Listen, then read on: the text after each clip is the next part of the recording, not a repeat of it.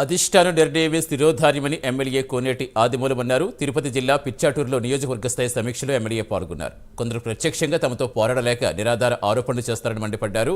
టీడీపీలో ఉండే కలుపు మొక్కలాంటి కొంతమంది నాయకులతో పార్టీకి నష్టం కలుగుతోందన్నారు. తనపై ఆరోపణలు నిరూపిస్తే రాజీనామాకు సిద్ధమని ఎమ్మెల్యే సవాల్ చేశారు.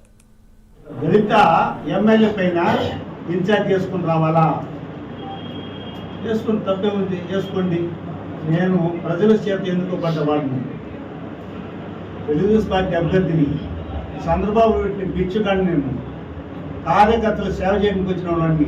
నా పైన ఇన్ని కుట్రలు కుతంత్రాలు మోసాలు చేస్తే ప్రజలు తిరగబడే రోజు వస్తుంది. ప్రజలు గమనిస్తున్నారు. నేను ముందులాగా కాదు, నేను ఒక చంద్రబాబు నాయుడు భయపడి, తెలుగుదేశం క్రమశిక్షణ పార్టీ భయపడి నేను క్రమశిక్షణతో పోతున్నాను. ఇలా కొట్టడం తిట్టడం సాంప్రదాయం కాదు, ఒక మనిషిని దూషించడం సాంప్రదాయం కాదని చెప్పుకోబోతున్నాను. వాళ్ళకి ఎక్కడైనా కూడా నేను నా కోట అయిపోయినా పర్లేదు, ఎక్కడైనా కూడా కించెత్తు మాట అన్నా కూడా చెప్పండి.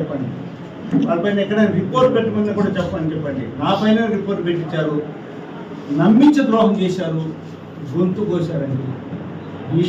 విషయం కూడా కల్పించుంటారు. అటువంటి మిత్రద్రోహం చేసినట్టు వాళ్ళు ఈ నియోజకవర్గ ప్రజలందరూ కూడా గమనించాలని మీ ద్వారా ఎలక్ట్రానిక్ ప్రింట్ మీడియా మనస్ఫూర్తి కోరుకుంటున్నాను.